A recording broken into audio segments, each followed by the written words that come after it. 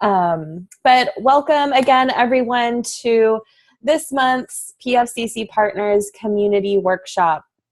Thank you so much to everyone who registered and joined our workshop today. We will be talking about sustaining patient and family engagement efforts at each of your organizations. So today I'll be providing tips on certain strategies to sustain patient and family engagement efforts at either, if you are an advisor, the organizations that you are partnering with, or for all of those facilitators and organizations that are partnering with advisors and have advisory programs going on. Just some more tips and tricks on how to continue to sustain your all of the hard work that all of you have been doing in terms of developing and putting together your patient-family engagement efforts or your advisory programs at each of your organizations. Thank you to everyone who is chatting in your name and your organization and when your advisory efforts began. That's going to be helpful for us as we talk about some of your advisory programs, so I can have kind of an idea of how long a lot of you have been in this work for. And I might reach out to some of the more experienced organizations or advisors for examples going forward throughout today. Before we get started with the content, I did want to actually highlight, I'm trying to do this a little bit more. We really want to help to spread the work that PFCC Partners is doing. And actually, let me stop there. I don't think I fully introduced myself. I'm so used to talking to people who I already know, and I think I know a lot of you, but just to introduce myself, hello everyone again. My name is Lindsay Bourne. I'm the Director of Education for PFCC Partners. I deliver a lot of our educational content and online learning programs, including the Gateways Collaborative, and I manage these workshops as well.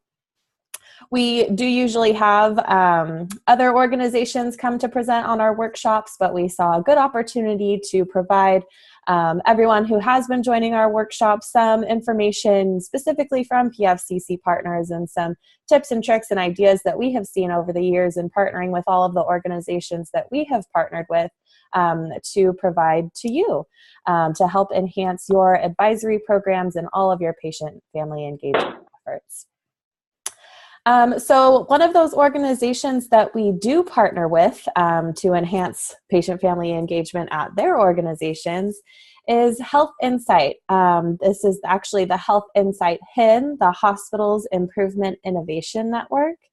And so in collaboration with this organization, Health Insight, we are able to provide many learning opportunities and opportunities to grow and improve upon their patient-family engagement metrics. So through this collaboration, we have already sent through about 10 organizations through the Gateways Collaborative, which is a 6-month learning collaborative with 5 learning sessions in between, all geared specifically towards one area of setting up your patient-family advisory council at your organization.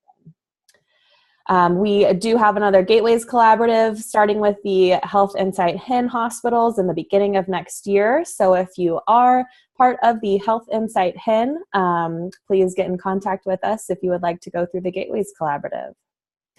We also, for these organizations, hold monthly think tank calls, and for each month, we cover a specific metric. So the patient-family engagement metrics, there are 5 metrics, ranging from involving patients and families in bedside rounding, all the way to including a patient-family advisor on the board of advisors for the organization. So in each monthly think tank call, we have the Health Insight HIN organizations join those calls, share what they're doing at their specific organizations, and really create more of that collaborative learning to learn from each other on how they can enhance and improve upon their PFE metrics. Finally, we have coaching call support. So that is specific one-on-one time with Libby and myself to talk about any area of that organization's choosing that they would focus on or are focusing on at that time. So I share this with you so you just have a better idea of just some of the work that PFCC Partners is doing beyond our monthly workshops.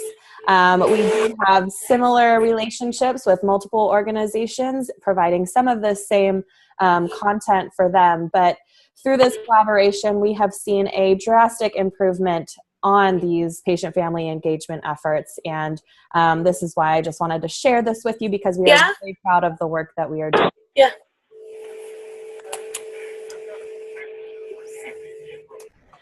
And before I share some upcoming events, I would like to take a moment to remind everyone that we are on an open line. So if you could please mute yourself until we have some time for discussion throughout the session. You're welcome, Papa. You could please go ahead and mute yourself. And I'm just going to take a minute and see if I can find anyone. Hear a little bit of background noise.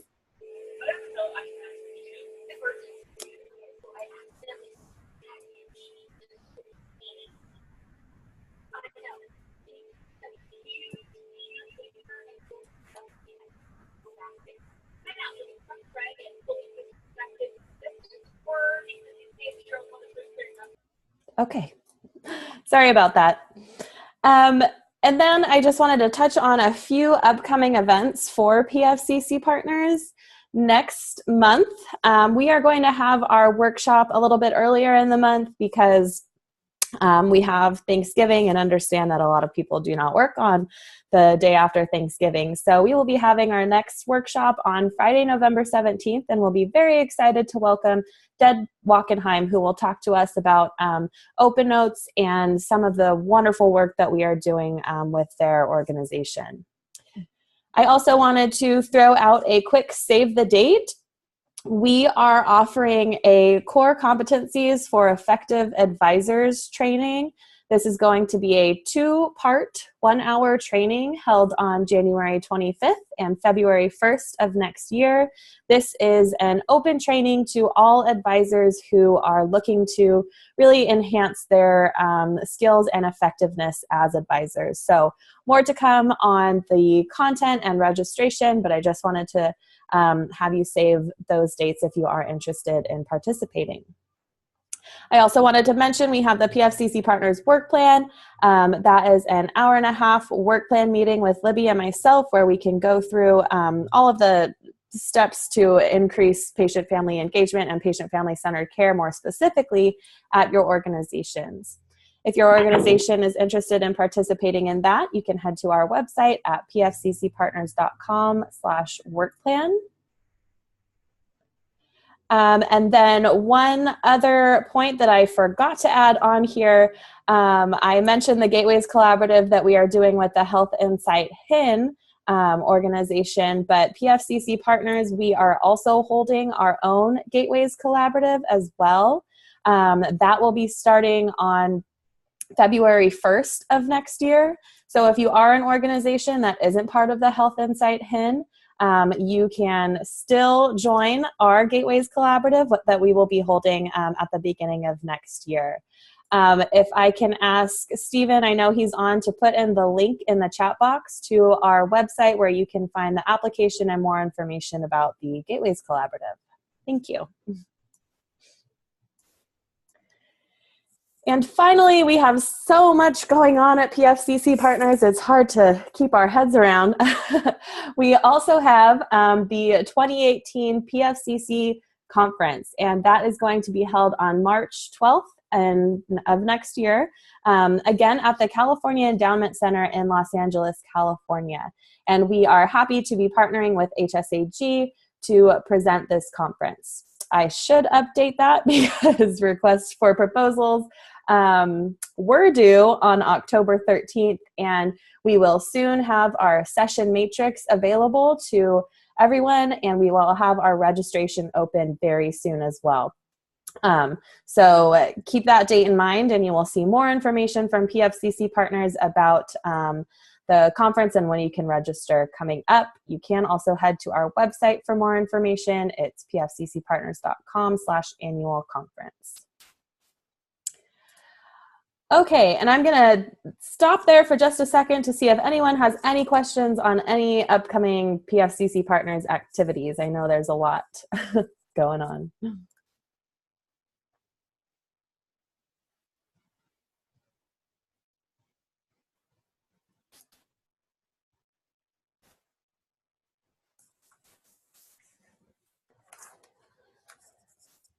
Okay, wonderful. Then we will go ahead and jump right into today's content.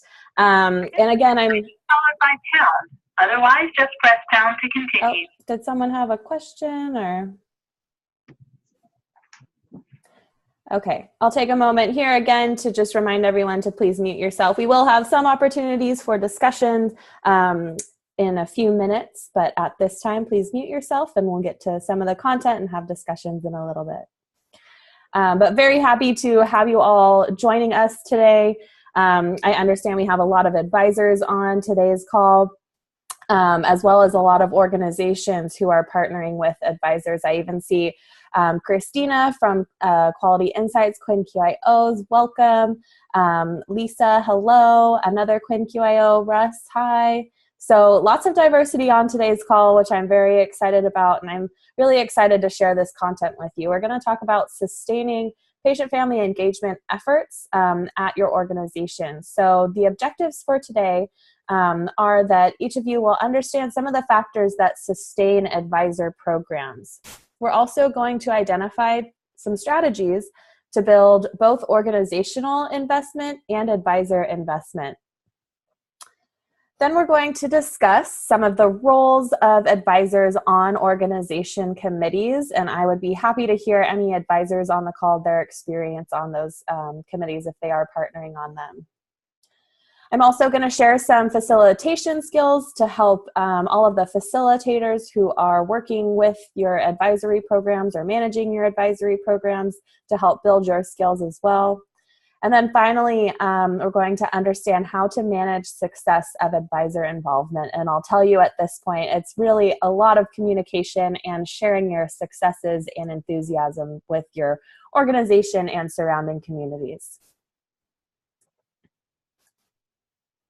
But first, we're going to start off talking about some factors that sustain advisor programs. But before that, I just wanted to kind of level the playing field for a second, because we are today talking about patient-family engagement and your patient-family advisor programs or advisor programs in general. But I just wanted to take a moment to point out that that is only a small section of the overall person-family centered care integration at your organizations. There is so much more to think about when you are trying to reach that PFCC culture in each of your organizations, and advisor engagement is one small piece of it, but that is what we will be focusing on today. Some other points that you will want to consider in PFCC integration in your organizations: executive support. We're going to talk about leadership in just a minute. PFCC leadership in your organization.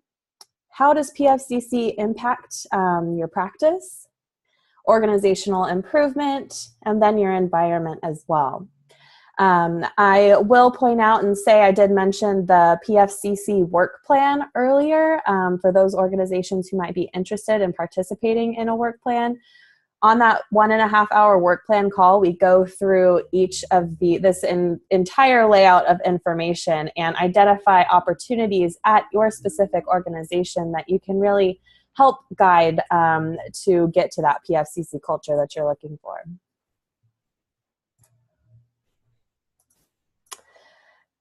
And before we get into kind of some of those sustaining factors, I just wanted to point out some elements of impactful advisor efforts at each of your organizations. We're going to start with high impact and then low impact and do some measuring here. So first, high impact advisor efforts are reciprocal. You as a facilitator or an organization are really learning with your advisors, and your advisors are learning with your organization. Low impact advisor efforts take more of a customer service approach and work with advisors or patients and families to hear all of their concerns that are legitimate, but they are voicing, and then just go and fix it. That's really not what we're looking to do. We're looking to really partner with patients and families in an authentic way to have their voice and have them make changes on the culture of our organizations. High impact advisor efforts are tied to the strategic goals of your organization to continue that buy-in from your advisors so they can see how they are really making a change and having an impact on your organization, and for your organization as well. They will continue that buy-in because they can see how advisors can partner with your organization to make change. Low impact advisor efforts lack that anchor into your organizational priorities. High impact advisor efforts are very proactive, go out there and get them. Low impact, that rubber stamp that, yes, we have an advisory council, we have an advisor on this committee over here, and just to say that you have that. We really want patient-family engagement, patient-family centered care to be integrated into everything that our organizations do. High impact advisor efforts utilize co-design, really working in partnership with advisors, patients, and families alike. And low impact facilitators tend to present information only to solicit feedback and never really close that communication loop with their advisors, letting them know how their voice or how their effectiveness had impacted the organization. And finally, no, not finally, there we go. High impact advisor efforts are integrated, like I said, across all areas of the organization to really enhance the PFCC culture at your organization. And you can see those more low impact advisor efforts are only siloed into one part of your organization, whether that is patient experience or only quality or only safety. Patient-family engagement and that high-impact patient-family engagement is having the voice of the patients and families consistent throughout your entire organization. High-impact advisor efforts also have a vision and a mission and a charter that they use as their North Star to continue to look back to the vision of your advisor program or your advisor efforts. And in low-impact, that North Star is only a goal to reach. A vision for an advisor effort is continual and continues to push those advisor efforts forward. Oh, there's one more. And this, I think, is a really important one. And if you are familiar with quality improvement and continuous improvement, high impact advisor efforts focus on the structure and how we can improve the structure, and really remaining focused on those solutions of how we can improve. Those low impact are focused on the people, who's doing the wrong thing, who did this incorrect, and why is this person impacting our organization or change in this way. I think if you are familiar with quality improvement, you will understand that focus on the structure, that it is the structure and not the people that need to be changed.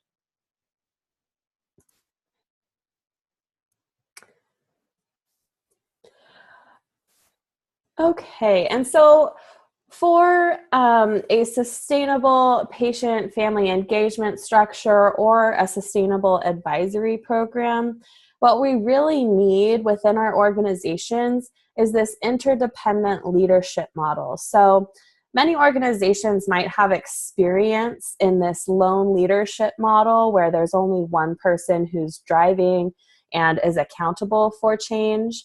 But in person-family centered care, we're really looking to move to this shared leadership and shared responsibility throughout our entire organization. So, and that includes the patients and families as well, really integrated into giving them a voice and letting them feel like they are heard and have the opportunity to really make a change within your organization.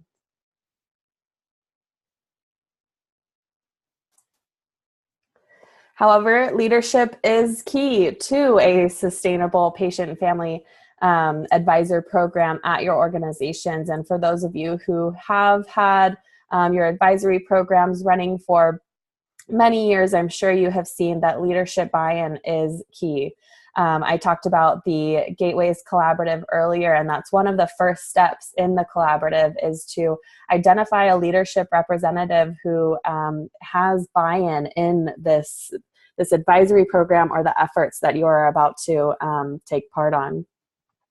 And it is also key because, as many of you may understand, that your advisory programs sometimes need dedicated time and staff and resources. And so that is something that leadership usually needs to approve on.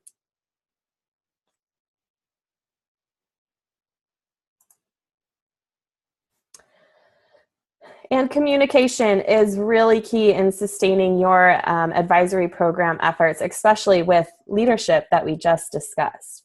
But a few other points to think about in communication specific to your advisory program and your engagement efforts, having that main point of contact. So one person who is facilitating either your advisory council or other type of advisory program that you have, if your advisors are integrated into your patient experience committee or your quality or safety committees, having a main point of contact who facilitates all of that work is so important because your advisors are going to need someone to get in contact with when they have any questions or concerns. And then for your organization as well, if you have more staff in your organization who are looking to partner with patients and families, they need to know who to go to. And I think it's important to keep in mind different communication styles that people have and really adapt to the communication style that your organization is using, especially as you are sharing all of the successes of your advisory program. If your organization has a newsletter, utilizing that, any email blasts that your organization tends to do, really adapting to how your organization communicates and utilizing that as you are providing your organization information about your advisory programs and thinking about some of those best ways to communicate. This is also true for your advisors when you are communicating with your advisors. What is the best way to communicate with them? And I think it can be different for a wide range of people. I remember I was actually a facilitator of an advisory council in a past life before I came to PFCC Partners. And I had to communicate with many different people in many different ways, but it honestly, it made me more effective because I knew I could get in touch with certain people one way. So some people I did have to call. They weren't checking their emails as much about meetings, so I would have to call them and let them know when a meeting was coming up. And some people were strict to emails. I even texted advisors before. So really just understanding what the best way to communicate for anyone is really helpful. And then the frequency of communications. I know a lot of us don't like to be communicated with and have our emails fill up a little too much, and that happens all too frequently. So keeping in mind how frequent you are communicating with both your advisors and sharing information with your organization is really important to consider as well. And the main point here in communication that I mentioned momentarily before, but that communication loop. So you can see in the visual on your screen, advisors are providing feedback on certain projects or sharing their thoughts on committees that they participate on, really informing some sort of project or program within your advisory efforts. And with that information, it's so important to get that information to leadership and consistently keep leadership informed of your efforts. This is key because it will really enhance the sustainability of your advisory program efforts. If your leadership is informed and they can consistently see all of the great work that your advisory program is doing and how advisors are impacting change in your organization, that is going to be really important for sustainability. But then again, so that's sustainability on your organizational side and your leadership buy-in side, but you also need to sustain your advisors' buy-in as well. So this final gray loop that you see on your screen from leadership to advisors is so important to close that communication loop. So then your advisors know how their feedback and what kind of impact they are having on your organization, how their feedback is really making a change within your organization.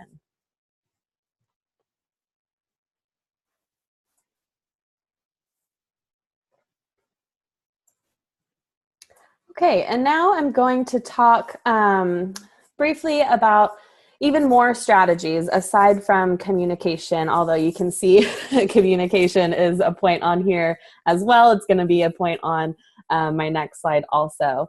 But these are some strategies to build organizational investment, and then I'm going to talk about some more strategies to build your advisors' investment as well. So as your advisory program continues to grow, it's really important to keep your referral list dynamic.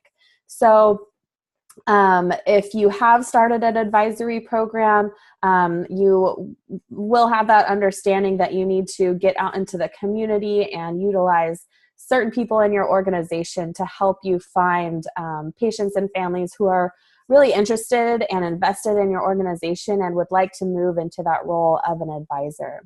So in order to sustain, it's really important to keep that referral list dynamic and reach out to more people, more contacts within your community, more community partners and community organizations to really reach the population that your organization serves.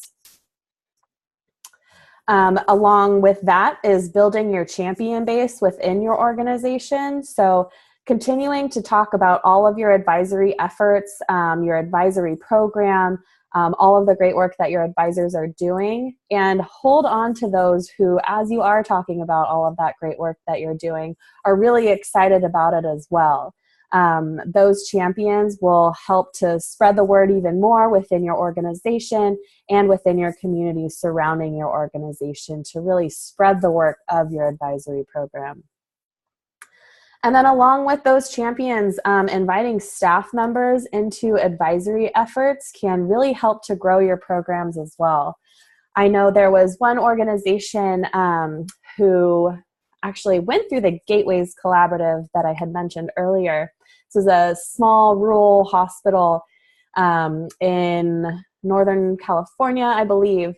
And I went to one of their advisory council meetings, and it was really cool to see they had a really strict but open agenda.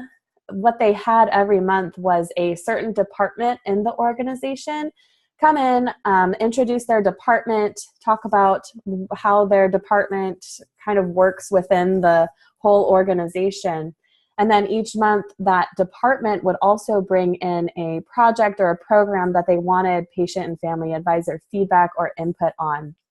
And they were taking notes and talking about some real-time changes that they could make. And so that is just one way to start to invite staff members and grow your program within your organization. And the main point there is after the department went back to their department and worked and made these changes, they had a report out at the next meeting. So then the advisors who gave feedback knew exactly what changes were made and how their voice helped support those changes. And then I talked about it, communicate your successes. You can communicate you and your successes, but that should say communicate your successes.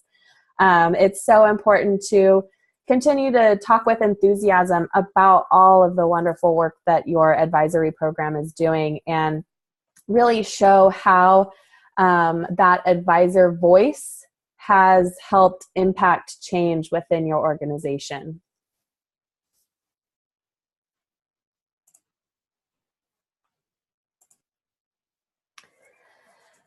And now we have some strategies to build advisor investment. And surprise, surprise, you see communicate on there again. But first and foremost, I think connecting with the larger community of advisors for advisors is really helpful to build advisor investment. PFCC Partners supports the PFA network. I believe we have Erica Steed on today, who is the PFA network coordinator. And this is a network of over 450, probably even more than that and growing, of advisors all across the country who come together on monthly virtual meetings, an online community, and then we also have a newsletter that we send out. And all three of these things really help to build that community. And it's a way to let advisors learn from each other and connect with each other and see what they're doing at their organizations. We also provide a lot of skills building opportunities for those advisors. I mentioned the core competencies training that we're having at the beginning of the year. That is just one way that we help to build those advisor skills. And then finally, we have outside engagement opportunities where advisors can partner with national organizations and enhance their experience as advisors that they can bring back to your organizations. So the PFA network is one example of that. Connecting them with other advisors in your organization's specific community can be really helpful as well to continue to build their investment. And then continuing to build the culture of collaboration within your advisory programs, connecting them to the organization and staff in the organization to help just increase that collaboration that you're looking for. We like to say use it or lose it, utilizing the amazing experience that your advisors have had and in an authentic way that really shows that they can make a difference within your organization. If they don't really see that connection to how they are impacting big change in your organization, they may not feel that they can really have an impact there. So that kind of leads directly into communication. I talked a lot about communicating that, closing that communication loop so your advisors can see that they are being utilized in a way that is producing big change within your organizations.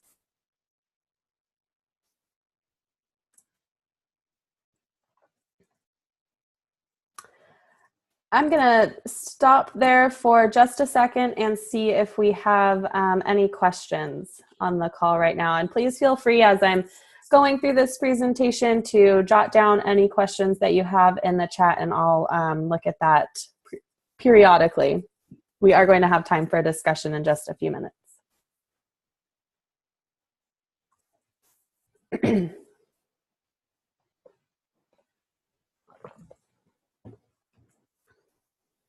Okay, well, I'll just take that time to have a sip of water. So now you have your organization's investment in your advisory program or your patient family engagement efforts, and you have your advisors on board. And now it's time to start developing priorities with your patient and family advisors. There are many ways to do this, but more specific for the timing of when your advisors can start really co-designing if their council agendas, or really informing what your advisory programs are working on. The timing of when you want to have them start informing that is once your advisory council members or your advisors have a really good understanding of your organizational structure and culture, and really an understanding of how improvements are made within your organization so they can start to inform those. There are many processes you can use to develop priorities for your advisory programs and engagement efforts. The biggest being discussing the areas of biggest priorities to your organization that are in your strategic plan. And that can be as simple as a dot exercise. So writing your organization's strategic goals on big Post-it notes and giving your advisors some sticky dots and having each advisor put a few dots on the strategic goals that they think are most important and that they can inform. And that way you can find those 3 goals and then kind of break down how you can inform and improve them.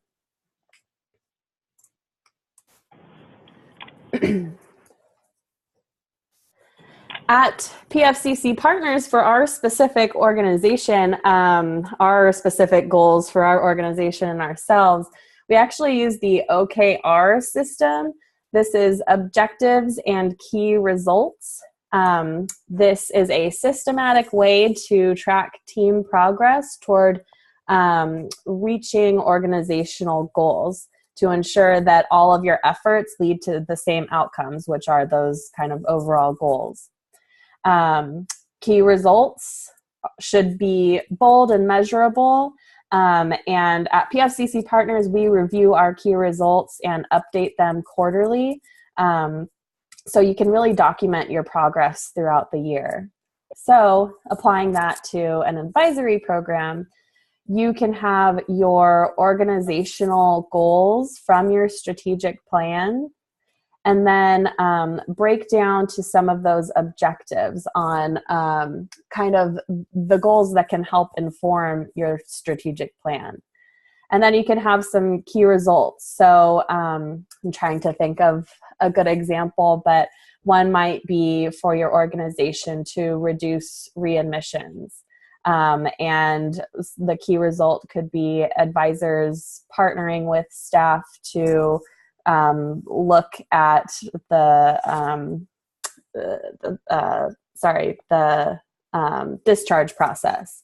So that could be a key result. And once your advisors have partnered with staff to review and inform the discharge process, then you get 100% on that key result. At PFCC Partners, we are still working on how we can really utilize OKRs to make sense to advisory programs and advisor efforts. So this is something, more information to come on this as we start to develop kind of how advisor programs can use objectives and key results, because it's worked really well for our organization and we can really see how it can apply to council or advisory programs.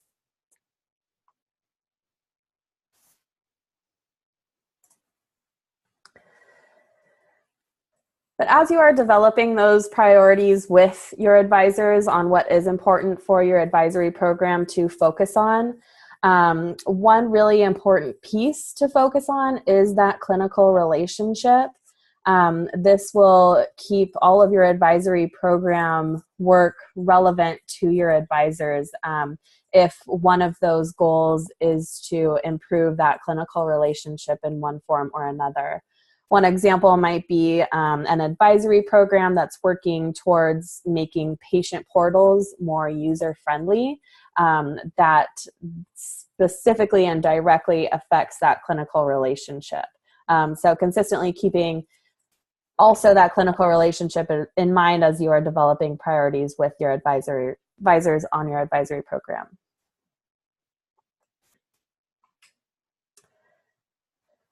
Okay, I'm going to take a moment right now, and if you wouldn't mind, please, if you are an advisor, chatting in if you have served on a committee or are partnering on a committee right now, and just shouting out what committee that might be, or if you are a facilitator or an organizational committee, if you can chat in and let us know if you have patient family advisors on your committees.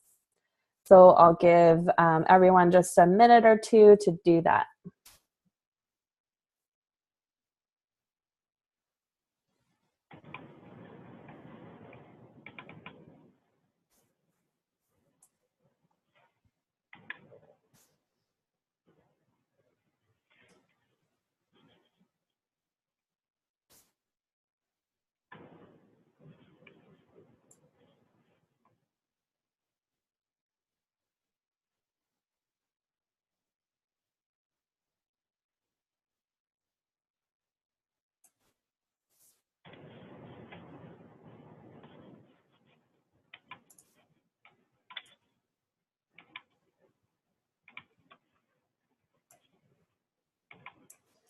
Okay, I see Sue Moss. We do not have advisors on hospital committee at this time. Thank you for sharing.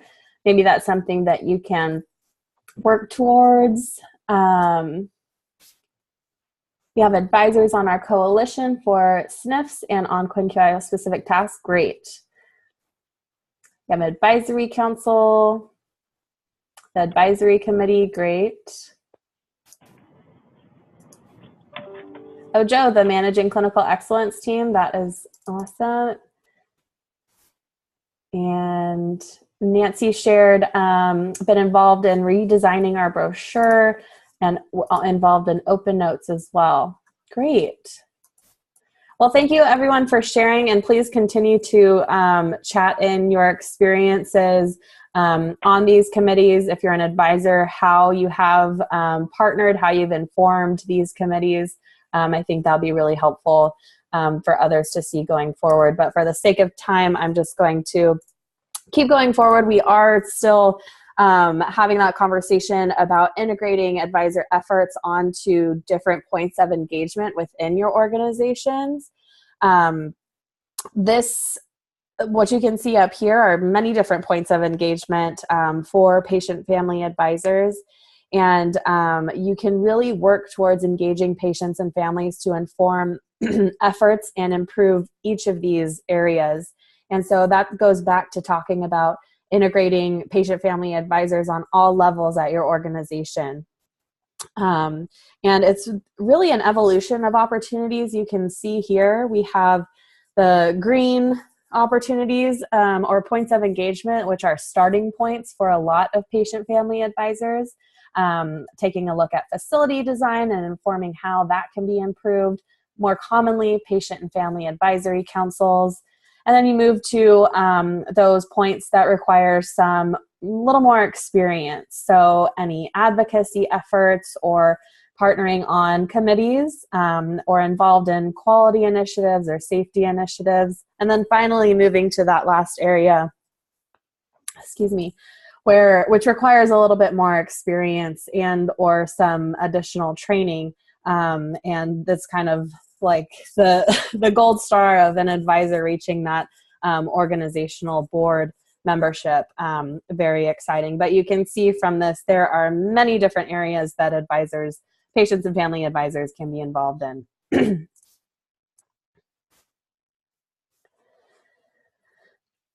And in terms of partnering on committees, this is just some information that kind of displays some points for effective process improvement teams, but I kind of thought it went hand in hand with integrating advisors onto committees or projects.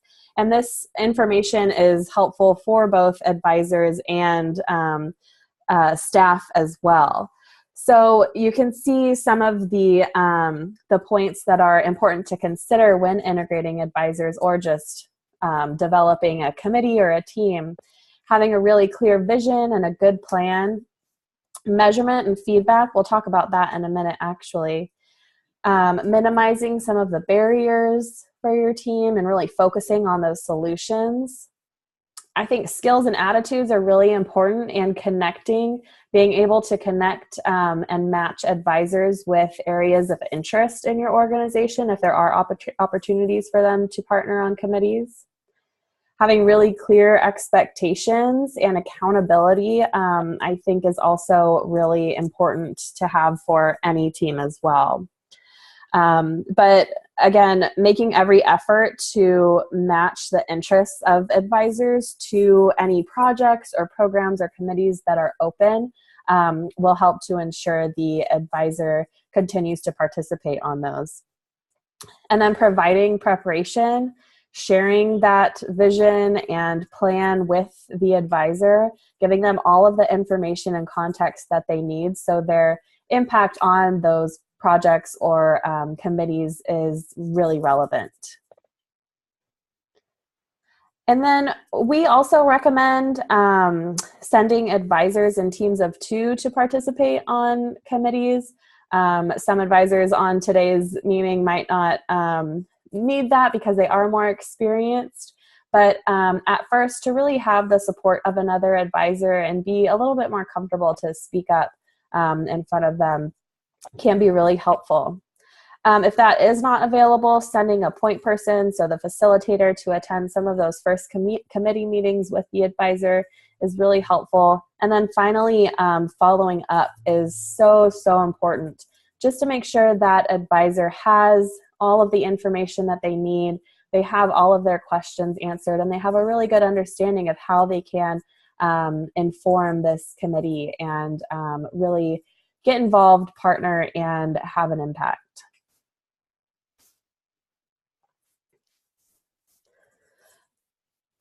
There are multiple ways to kind of track the engagement and effectiveness of advisors. So you can see here it's broken down into 3 separate focuses and what metrics you can look at to really track the engagement and effectiveness. So for a specific committee or project effectiveness, you can look at maybe the number of ideas generated, how different those ideas are, and if advisors are participating on any of those action items that usually come out of committees. And then for projects, the length of time for the project, the number of successful projects, and maybe if you have lower cost of projects as well. And then specific to patient satisfaction, taking a look at HCAHPS scores to see improvement there, or Press Ganey scores. And then finally, if you have advisors partnering on patient safety or quality committees or projects alike, if you see a reduction in hospital-acquired conditions such as falls, pressure ulcers, infections, adverse drug events, whatever your goals that your organization has, if you see a reduction in that, you can really track the effectiveness of advisors.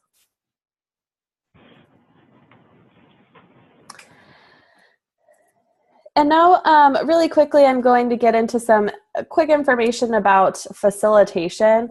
And for the sake of time, I might do this a little bit quickly, and I would really be happy to share some of this information about facilitation with you after. I have a really great article that I can share. It's the Facilitator's Guide to Participatory Decision Making by Sam Canner. And it has this definition along with a ton of other information that for even me specifically as a facilitator have really helped me to improve my skills. So this is the facilitator definition, and I'm sorry to be running through this. I have more information I want to cover. And then this information is also located on that article that I will be sure to send out and share with everyone who registered. But I think that full participation, everyone is really active in the committee. Everyone has a mutual understanding of the goals of the committee or project. You include everyone's solutions that they give. I think it can be hard to do, but it's possible. And then having a shared responsibility among the group. I've heard from multiple organizations about facilitating advisory councils or other meetings, some kind of pressure points, the two being that someone kind of takes over the meeting or there's someone who doesn't speak up enough. So a few strategies for each of those is to ask some clarifying questions to those who might not be speaking up enough. And in order to kind of garner their voice as well in these opportunities. For advisory councils or committees specifically, having a solid vision and charter and recentering on your vision and charter when you see people getting off track, dominating conversations, maybe on a different, moved on to a different topic that you're still not, you're not to yet, just recentering on the vision and the charter of your committee or your council or your advisory program can really help to kind of guide people. Having a really strong agenda for your committee meetings or your council meetings and being able to refer back to that and keep everyone on track can be very, very helpful. And then invite participants into the conversation to be able to pull those who may not feel as comfortable to speak up as much. And finally, I don't know if you noticed, I have a little parking lot here. I think that is also a really good tool to help keep people on track. So if you see someone getting a little bit off track, maybe sharing a little too much of their story that doesn't really pertain to the agenda, being able to jot that down on a big sticky note that is your parking lot so you can refer back to that if you have time later in the meeting, or you can follow up specifically with that person after your meeting. So just a few strategies to help keep your facilitation woes low. And then in terms of managing success of your advisory programs, as your program grows within your organization, you will see that there will be other points and people in your organization who are looking to partner with patients and families. So developing a request process to make it really easy for them to request to work with a patient or family member, or and you to get that information. And then sticking really true to your structure, your vision and charter if you are a council, and then having a tracking system. We talked about ways to track advisor engagement and effectiveness, and then tracking involvement as well, and just really celebrating all of the great work that you're doing. If you're just getting started, you've had your first council meeting, that is something to definitely celebrate and share and spread your enthusiasm with your organization. Constant communication to leadership, your advisors, your organization, and your community will continue to help spread the word of your advisory programs and all of the improvement that you're seeing at your organization. And then I mentioned it before, that communication loop as well, closing it. And then finally, evaluating your efforts. This can be really helpful for the facilitators of advisory programs to have a good understanding of how their advisors kind of view the program that they're involved in, and what they would like to see more of. On our website, we actually have this patient and family advisor survey that is open for anyone to use. It will help get you a really good idea of kind of what your advisors are looking for to continue to build their skills, and what they might want to be involved in the future at your organization. So this is another resource available to you. I will send it out and follow up with that facilitation article as well. And finally, continuous improvement. I know that developing advisory programs at any kind of organization can be difficult, but I think there is so much value in individualizing the effort that makes sense to your organization and really adapting to local resources and bringing in all of those champions at your organization. It is going to take dedicated staff time and resources. We know that can be a struggle at times as well, but if you have that understanding up front, it can be really helpful going forward. And then I've said it multiple times throughout today's workshop, but spread that enthusiasm and continue to communicate all of the great work that you're doing. And then if you are new to your developing your advisory program, acknowledge that starting something new while also trying to integrate it into an existing culture and structure can be very difficult. And acknowledging that with your advisors and inviting them into the co-design of your advisory program and being really transparent. I think transparency is key in advisor programs and patient-family engagement efforts. And there is always more to learn. I think just really embracing that teachable spirit and understanding that there's so much that you can learn with your advisors and advisors on as well. There's so much that you can learn from the organizations that you're partnering with and the communities, the committees that you're partnering with and projects and programs. So much to learn. And with that, I think I did it. We have 2 minutes, 2.5 minutes. And I just wanted to stop and ask if anyone wanted, if anyone had any questions. I know I went pretty quickly through a lot of that information. So please let me know if you do have any questions, or if you would like to share how your patient-family engagement efforts have remained sustainable. Please speak up. And I'm looking through the chat now.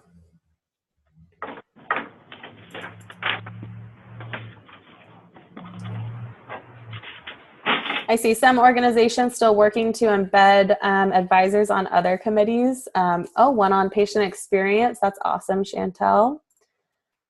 And Charlene, you asked to define lean projects. So lean is actually a system of improvement. A lot of healthcare organizations use certain pieces in what is called lean and process improvement to help make changes on certain projects within their organizations.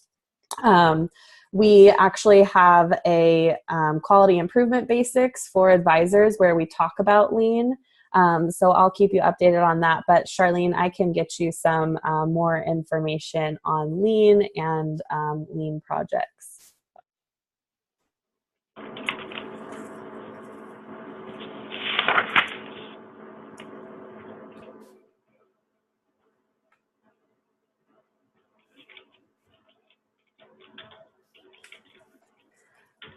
Okay, we have about 1 minute left. Are there any other questions, or would anyone like to share how their efforts have remained sustainable?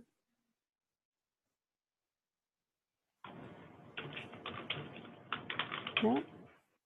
Thank you, Joe. Yes, so much to learn and so much to learn from each other. I think that's the biggest takeaway in these advisor programs that you're developing or have been working with for a long time. There's so much to learn from each other, and I think that consistent, teachable spirit is very important in this work that we're all in.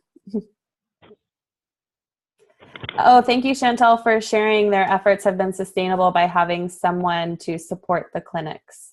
Yep, that dedicated time and resource is very important. And yes, communication is key. I can't say it enough. I think I said it 20 times in an hour. Communication, very key. Thank you, Nancy. All right, well, we are at the top of the hour now. I will stay on for a few more minutes. If anyone has any other questions, I'd be happy to answer, or if anyone wants to share their sustainable efforts, I'd be happy to hear them. But I would just like to thank everyone for joining this month's PFCC Partners Community Workshop, and we will look forward to talking to you next month or in between then. But next month, November 17th, we have Deb Wachenheim from Open Notes joining us, and we look forward to talking to you all soon. Have a wonderful rest of your Friday and a fabulous weekend. You do the same. Thank you.